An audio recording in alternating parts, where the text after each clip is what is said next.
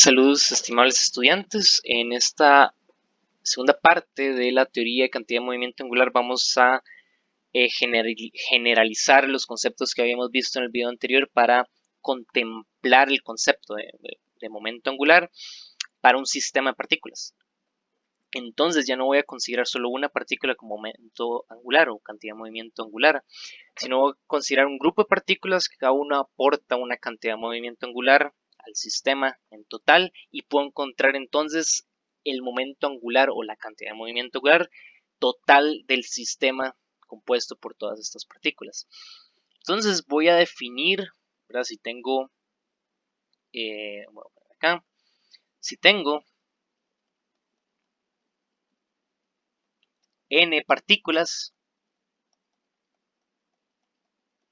entonces cada una de esas partículas va a aportar un momento angular al momento angular total, que voy a anotar como L sub tot.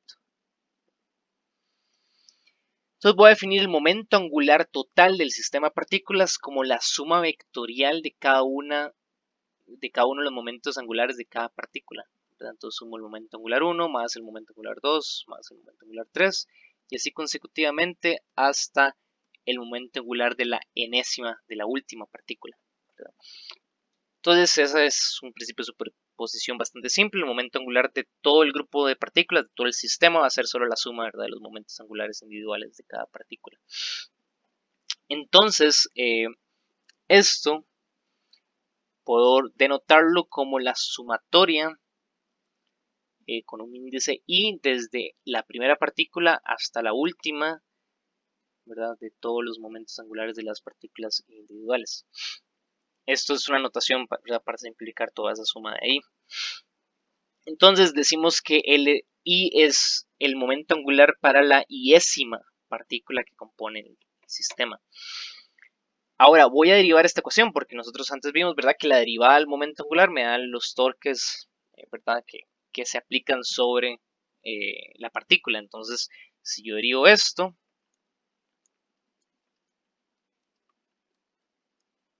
respecto al tiempo, eso se traduce, ¿verdad?, por como la derivada es un operador lineal, eso significa que si yo opero sobre una suma, ¿verdad?, deriva cada uno de los elementos de la suma, o sea, derivo el momento angular de la partícula 1 más el momento angular de la partícula 2, así consecutivamente hasta que me quede la derivada de la enésima partícula respecto al tiempo. O sea, eso, ¿verdad?, se traduce a la suma desde la primera hasta la última partícula de la derivada de cada una de ellas, ¿verdad? Y nosotros sabemos quién es esto. Esto es la derivada para la iésima partícula. La iésima partícula podría experimentar un torque neto, llamamos tau sub i. O sea, esto de acá es equivalente a sumar desde i1 hasta n el tau sub i que sufre cada partícula. Tengan en cuenta que este tau sub i es ya por sí mismo el torque neto que experimenta la iésima partícula. Voy a ponerlo por acá. O perdón, el momento de torsión neto, como hemos denotado en el libro.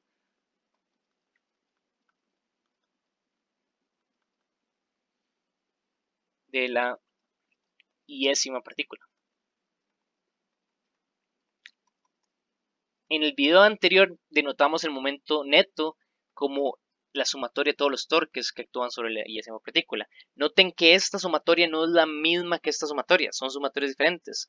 Esta sumatoria se refiere a todos los torques que actúan sobre esa partícula.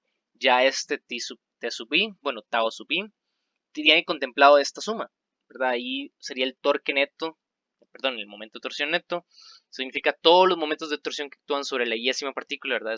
Todos esos momentos de torsión era lo que antes poníamos con la suma, ahora estamos poniéndolo sin la suma. Entonces, para que no confundan esa sumatoria que sale ahí con la que habíamos trabajado antes. Esta sumatoria se refiere a sumar cada uno de los momentos de torsión neto de cada partícula, ¿verdad? No sumar todos los momentos de torsión que actúan sobre una sola. Entonces, vamos a tener que la derivada del momento angular total respecto al tiempo es igual a todos, ¿verdad? Los momentos de torsión neto de todas las partículas, o sea, la sumatoria sobre todas las partículas del tau sub i. Entonces, yo puedo dividir, ¿verdad? Si yo tengo un sistema de partículas, voy a escribirlo por acá. Tengo varias partículas, entre ellas voy a denotar el sistema como este rectángulo aquí encerrado. Entonces yo puedo tener dos fuerzas actuando, ¿verdad? Dos torques o momentos de torsión actuando sobre una partícula. Yo podría tener un momento de torsión debido a una fuerza externa que está actuando sobre la partícula, y yo podría tener un momento de torsión debido a otra de las partículas, ¿verdad? Debido a la fuerza de otras partículas que componen el sistema. Una de estas dos.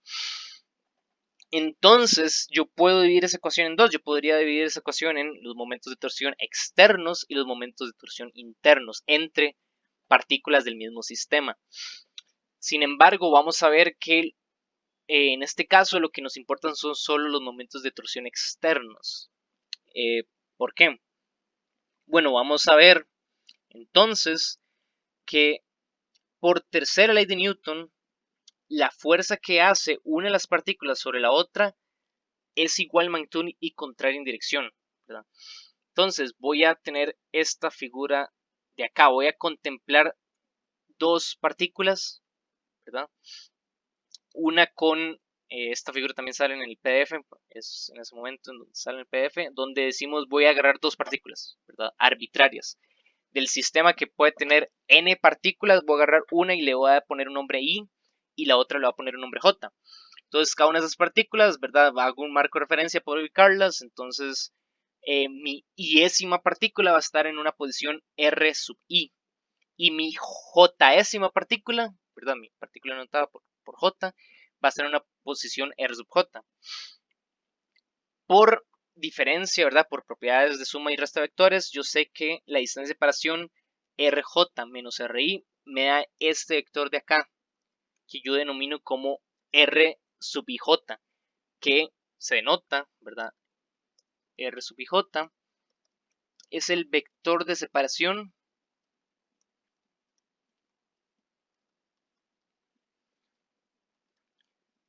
desde i hasta j. O sea que empieza, la cola del vector empieza desde la iésima partícula y llega hasta la jésima. Entonces me da la magnitud de ese vector de separación, me da la distancia de separación entre, ¿verdad?, una partícula y la otra. Entonces, como habíamos dicho antes, hay fuerzas internas entre partículas. Yo voy a decir que la fuerza que siente la iésima partícula debido a la jésima se denota como F sub JI. Eso significa la fuerza que ejerce J, la partícula J, sobre I, ¿verdad? La partícula I. De igual forma, esta partícula I me hace una fuerza sobre la partícula J. Y denoto esa fuerza como F y J. Eso significa la fuerza que ejerce la partícula I sobre la partícula J, ¿verdad? Entonces, como esas son fuerzas, yo puedo denotar que cada una de esas fuerzas me va a hacer un momento de torsión, ¿verdad? Porque estoy en un marco de referencia donde la fuerza no es paralela al vector de posición. Entonces esto va a generar un torque o un momento de torsión sobre cada una de estas partículas. Recordemos la tercera ley de Newton, como dije antes. Yo digo entonces que si esta es la fuerza que hace I sobre J, ¿verdad? La fuerza que hace I sobre J, sé que es igual en magnitud pero contraria en dirección que la fuerza que hace J sobre I. Esto de acá. Esta es la tercera ley de Newton.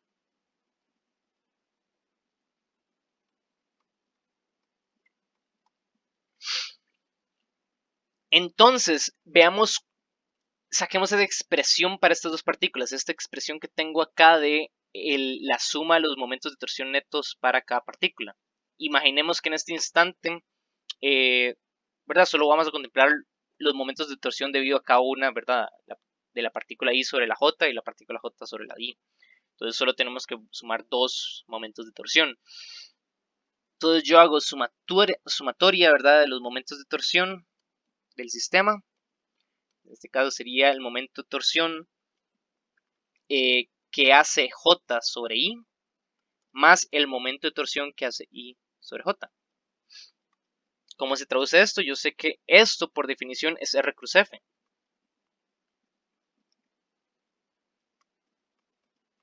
Ahora, ¿quién es R y quién es F? Ok, si este es el momento de torsión que hace J sobre I, entonces la fuerza es la fuerza que hace J sobre I. Y el vector de posición es el vector de posición de la partícula que está sintiendo la fuerza. En este caso, la que está sintiendo la fuerza es la segunda, ¿verdad? En esta nomenclatura, o sea, sería R sub I. Eso más el momento de torsión que se hace sobre la otra partícula, la J. Y esa fuerza sobre la partícula J es provocada por la partícula I. Me queda FIJ. Ahora, por tercera ley de Newton, yo puedo cambiar la expresión acá. Yo sé que esta fuerza va a ser igual en magnitud, pero contraria en dirección. Entonces yo puedo cambiar este FJI, ¿verdad? Puedo cambiar este FJI por menos, puedo sacar el menos del producto cruz, RI cruz FIJ, más RJ cruz FIJ. Entonces ya tengo un término en común. Teniendo cuidado el orden, ¿verdad? Porque el producto cruz no es conmutativo, yo puedo sacar esto como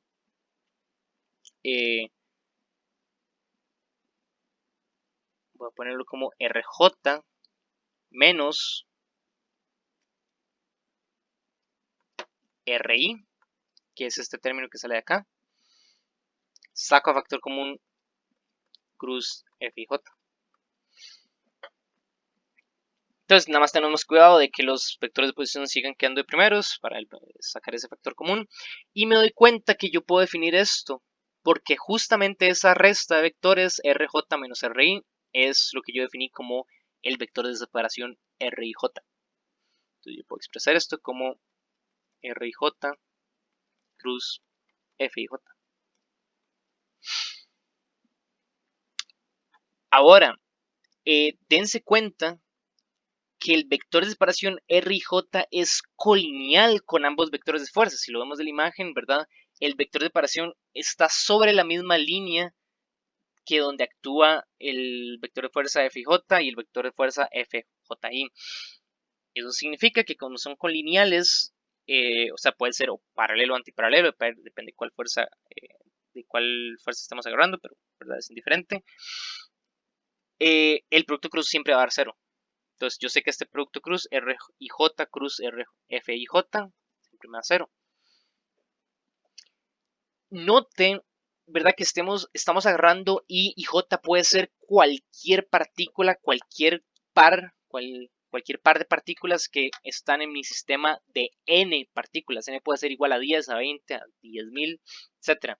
Entonces cualquier par de partículas que yo agarro, los momentos de torsión que hace una sobre la otra, que hacen entre ellas, se van a cancelar, van a ser cero, ¿verdad? Entonces, si yo sumo todos esos pares de partículas, que es justo lo que me está diciendo esto, ¿verdad? Sumar todos los momentos de torsión entre ellas, me va a dar cero. Eso es para las partículas que componen el sistema, o sea, la suma de los momentos de torsión para el número de partículas que sean internos, o sea, que sea el momento de torsión que sufre una sobre la otra y no los torques externos, me van a dar cero. Eso significa que en esta ecuación de aquí arriba, del total de momentos de torsión que estamos tomando en cuenta, yo solo necesito los externos. Los momentos de torsión internos del sistema no van a contribuir nada a la dinámica del sistema. Entonces yo puedo decir que esa ecuación queda como que la sumatoria de momentos de torsión externos al sistema desde la primera partícula hasta la última me va a dar la derivada del momento angular total respecto al tiempo. Y esta ya se ve más como la fórmula, ¿verdad? Que habíamos justificado al inicio que estamos buscando, que es una fórmula que nos dé un nuevo teorema de conservación. Entonces esta fórmula de acá es la fórmula de momento angular, ¿verdad? La segunda ley de Newton en su forma rotacional, torques con momentos de torsión, para un sistema de partículas. Ahora, lo que vamos a ver es que en un sistema de partículas, yo si defino este sistema, cualquier momento de torsión externo que yo le haga al sistema va a cambiar, ¿verdad? Lo que nos dice esta ecuación es que cualquier momento de torsión externo que yo haga sobre el sistema va a cambiar el momento angular total que tiene el sistema. Entonces, eh, la siguiente, en el siguiente video voy a establecer un poco más la analogía con momento lineal, ¿verdad? Con el momentum que habíamos visto en capítulos anteriores. Y hablar de un teorema de impulso, cantidad de movimiento angular para esta parte. Sin más, ya establecimos esta ecuación, ¿verdad? Que es una de la ecuación más importante en este capítulo, la ecuación que más nos interesa. Entonces, nos detenemos hasta acá en este video y podemos seguir al siguiente, que hablamos un poco del teorema de impulso y cantidad de movimiento angular. Así que muchas gracias por su atención y nos vemos.